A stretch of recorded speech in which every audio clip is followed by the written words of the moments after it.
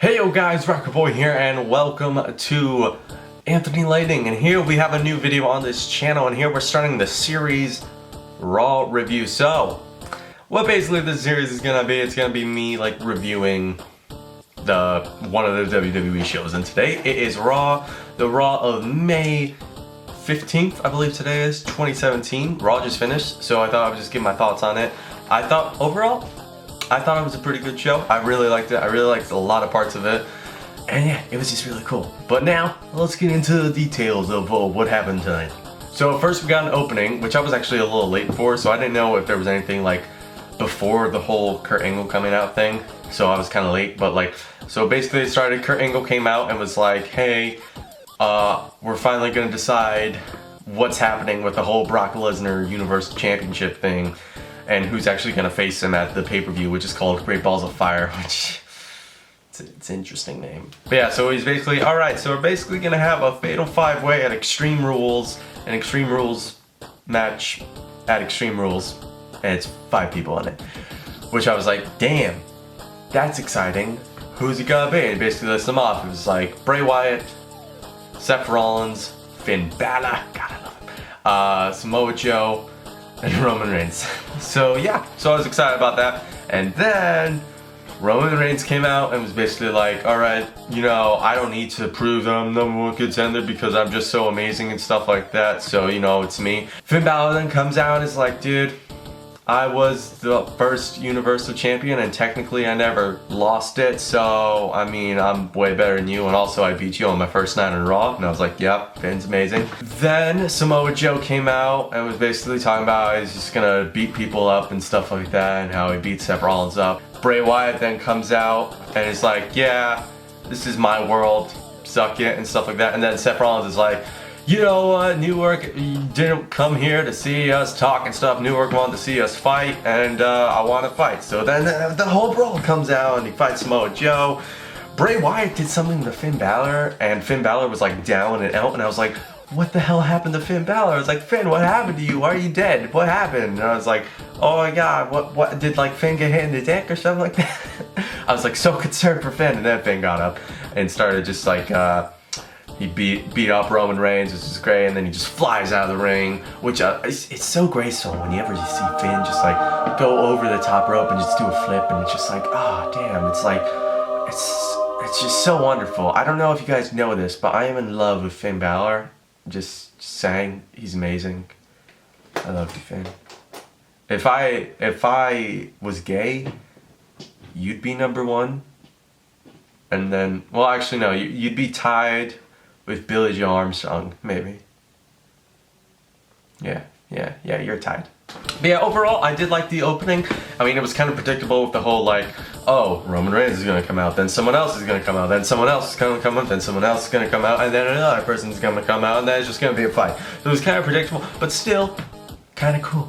So next, there was a little promo in between where Finn was arguing with Roman and Seth. All the good guys were basically arguing in the match, and then Kurt Angle was like, alright, you know what? I'll set up matches then. Finn Balor, you're gonna go against Roman Reigns, because you did that before, and Seth, you're gonna go against someone you haven't faced, Bray Wyatt. And I was like, okay, that's cool. I like that. I like those matches. Then we had Jeff Hardy versus Sheamus, which is always great. I love the Hardy. Fun fact for you guys, when I started watching wrestling before, like it was like 2008 when I started watching wrestling, and always my favorite guy always was Jeff Hardy. I always loved Jeff Hardy, and that's why I'm glad like they always pushed him and he got like the championships and everything. It was just so cool.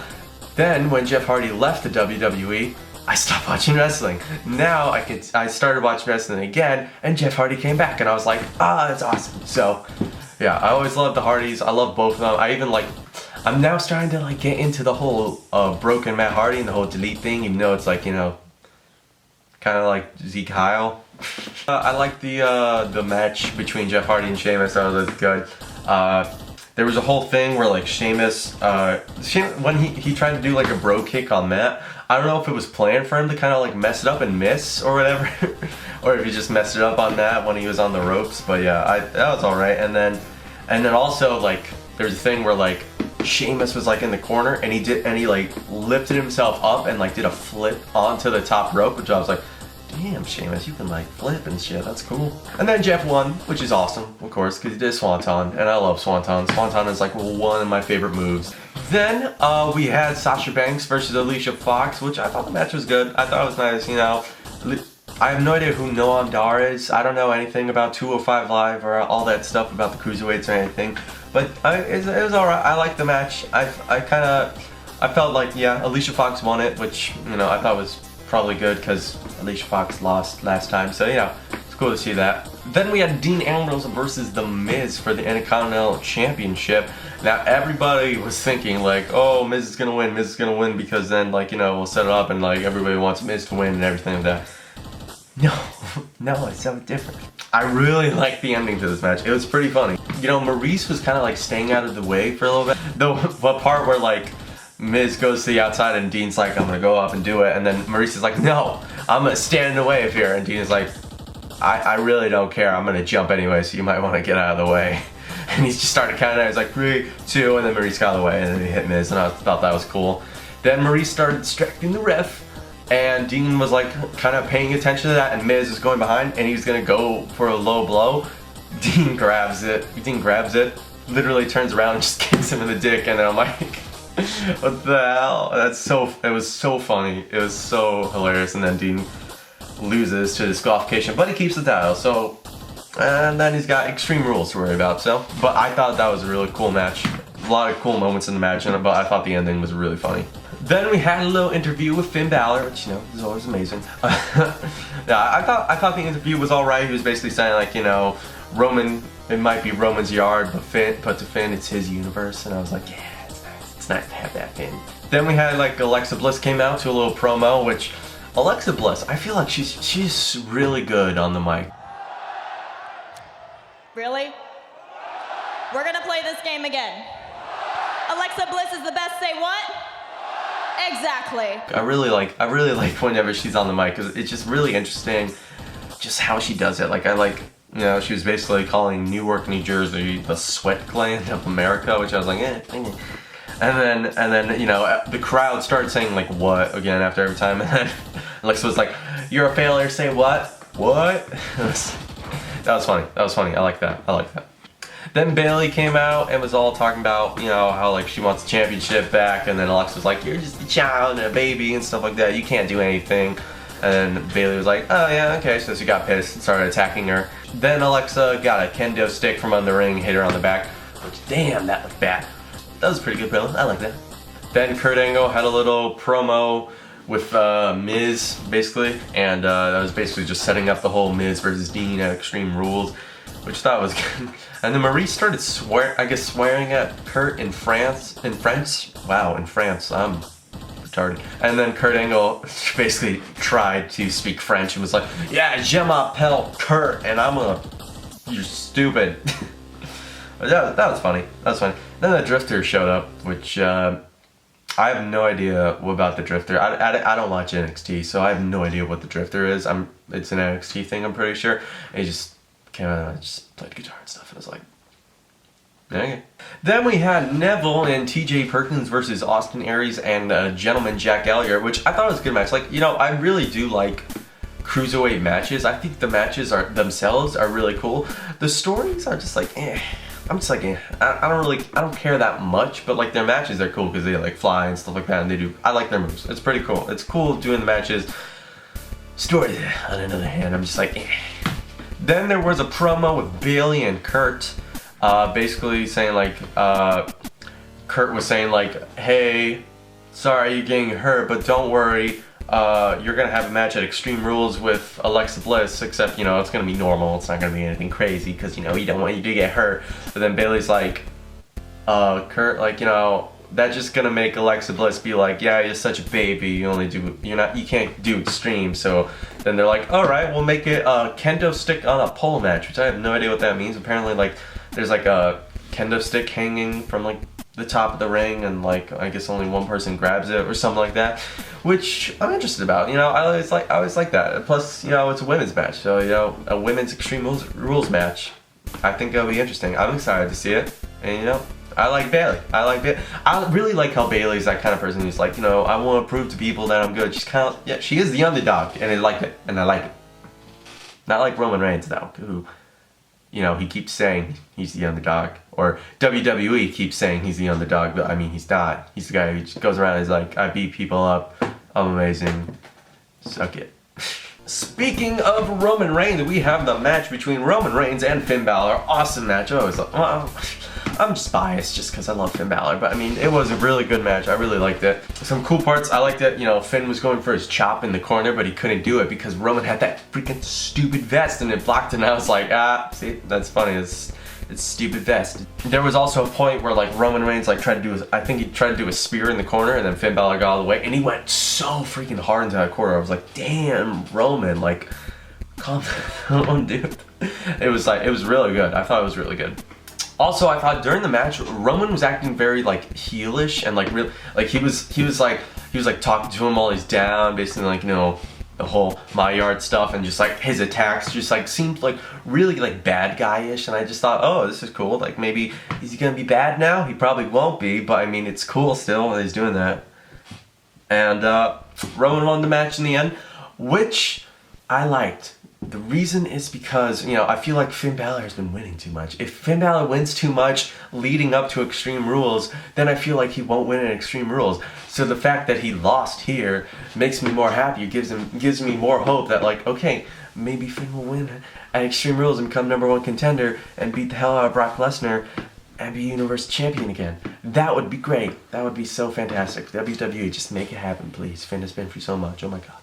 Then we had a little Bray Wyatt promo, which I really do like Bray Wyatt, because I know I heard somewhere that most of his promos and like stuff whenever he's on the mic, a lot of it is like improv. Like, a lot of it is like he thinks it up in his head, and I feel like he's such a cool guy for doing that, for like thinking about this stuff, for making out these like speeches. And I was like, Bray Wyatt, he's a cool guy. He's a really cool guy. But yeah, he was basically talking about like he's here to conquer the beast, and he's basically saying Seth Rollins can't do it because he sucks, basically.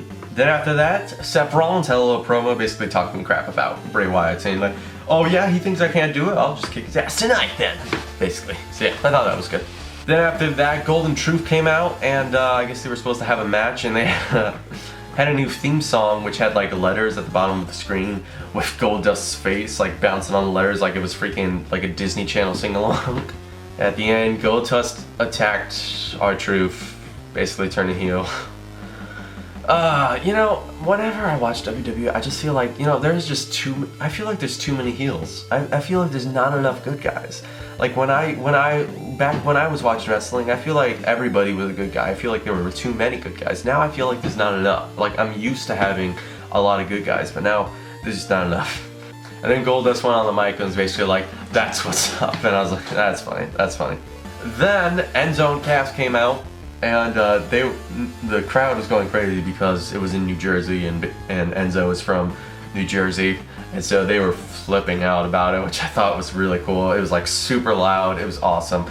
And basically, then Apollo Crews and Titus came out, and Titus was making fun of Enzo, basically doing his whole thing.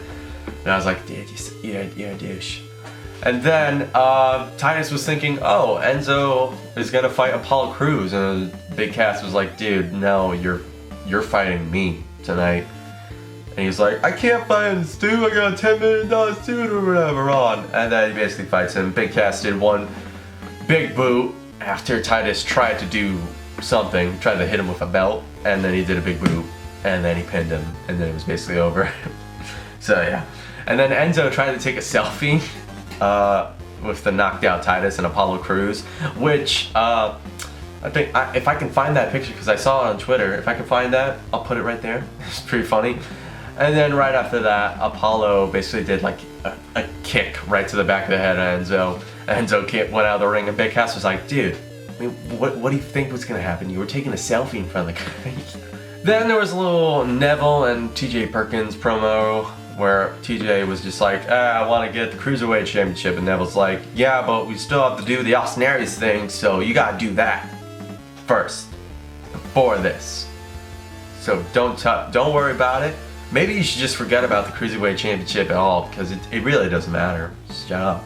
Then we had the main event, Seth Rollins against Bray Wyatt. I thought it was a really good match. I thought there were some cool moments. There were some like alright moments, but I mean, it was a good match overall. Then Samoa Joe came out, basically attacked Seth, making it a disqualification, and Seth won. But then he just started attacking Seth more in the ring, and then Bray Wyatt was like, dude, what the hell? This was my match. I wanted to do it. And then they're like, okay, let's just beat them up together. It's like, makes sense. So they start beating up Seth, and then Bray turns on Joe, does Sister Abigail on him, which, you know, was great. And then he picks up Seth Rollins and Sister Abigail's him, so it was basically Bray, last one left standing, all awesome and stuff like that. And I was like, that was cool. So Bray Wyatt has no friends. I got it. But overall, I thought tonight's Raw was pretty awesome. I thought it was a really cool Raw. So this was the first episode of Raw Review. Tell me what you guys thought about this. Do you guys want to see more of this or none of this? I don't really care. I just thought it would be interesting if I did a review of Raw, and I thought it was pretty good. I thought it was a good episode of Raw. So yeah. Alright, well thank you guys so much for watching this episode. If you guys want to see more, then please hit that like button, comment down below, and subscribe, because I love you and stuff. Alright, thank you guys so much for watching, and I will see you guys next time. See you guys later. Bye-bye. Wow.